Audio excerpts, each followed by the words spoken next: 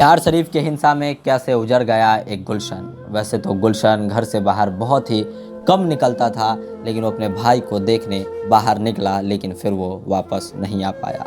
उनके बड़े भाई विकास कुमार का कहना है कि जब उनको गोली लगा, जब उन पर फायरिंग हुई और जब वो घायल हुआ, उस वक्त भी वो मुझे कह रहा था भैया बचा लीजिए बचा लीजिए। लेकिन हिंसा में इस तरह से भगदड़ मची, लोग अफरा तफरी का माहौल बनाने लगे और विकास अपने भाई तक नहीं पहुंच सका और उसने गोली लगने की वजह से दम तोड़ दिया। वैसे तो विकास कुमार के पिता रविंदर जी पेशे से एक राजमिस्त्री है और एक गरीबी की हालात में अपनी ज़िंदगी गुजार रहे हैं। इस बिहार शरीफ के हिंसा ने उजाड़ दिया इस घर का गुलशन। रविंदर कुमार के बेटे की छीन ली जान। रविंदर कुमार नालंदा के डीएम साहब का भी कहना है कि पहले के मुकाबले इस बार भीड़ काफ़ी ज़्यादा थी, हम लोग उम्मीद नहीं कर सकते थे। हम लोग इसको कंट्रोल करने का पूरा प्रयास कर रहे थे, लेकिन ये कंट्रोल से, नियंत्रित से बाहर हो चुका था। और मैं आपको बता दूं कि पुल की तरफ से फायरिंग हुई वहाँ से, और उस फायरिंग का शिकार 18-19 साल का नौजवान गुलशन हो गया। और गुलशन को गोली लगी और वहीं पर वो 2-3 मिनट तड़पता रहा और अपनी जान गंवा बैठा। सुनिए उनके बड़े भाई विकास क्या कहते हैं। देखिए समय खराब है, ठीक है, इधर माहौल है, कहीं हो सकता है कुछ दिक्कत हो जाए तो दोनों भाई साथ में चलेंगे ना, तो कम से कम एक दूसरे को तो हिफाजत करेंगे ना। वहाँ पे पुल है, ठीक है, उस तरफ से फायरिंग हुआ तो अंधेरा था पूरा, और उसके बाद जब वहाँ पे जब आगे बढ़ा ना तो फिर फायरिंग इधर से भी होने लगा, मस्जिद से भी फायरिंग होने लगा। जिस समय उसको गोली लगा उस समय भी मेरा भाई ये बात बोला था, भैया बचा लो मुझे।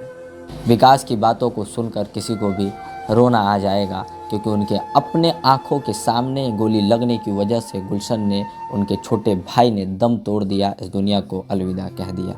और आज हम सभी के बीच गुलशन नहीं रहा। और यह हिंसा हमारे देश को, हमारे बिहार को कितना पीछे की ओर धकेल रही है और इससे क्या प्रभाव पड़ रहा है। मैं आपको बता दूं कि सीएम नीतीश जी ने भी कहा आखिर कौन है इस हिंसा का एजेंट, उसे जल्द से पता लगाया जाएगा। और इस हिंसा की वजह से बड़े बड़े पार्टीज़ के नेता भी चिंतित हैं, दुख महसूस कर रहे कि इस फायरिंग में बहुत सारे लोगों की जान जा चुकी है। अब तक 2-3 लोग की जान जा चुकी है। 14-15 से ज़्यादा लोग इस बिहार शरीफ के हिंसा में घायल है, मौत और ज़िंदगी के बीच में लड़ रहे हैं, हॉस्पिटल में उनका इलाज चल रहा है। गुलशन जो इस फायरिंग का शिकार हुआ, जो इस हिंसा का शिकार हुआ, और इस महज 18 से 19 साल की उम्र थी उनकी, और 18 से 19-20 साल की एज में ये दुनिया को अलविदा कह दिया इस हिंसा में। इस हिंसा ने रविंदर कुमार के बेटे को छीन लिया, उनको गोली लगी और वो वहीं पे दम तोड़ दिया। उनकी माँ रोते बिलखते हुए क्या कह रही है, ज़रा सुनिए।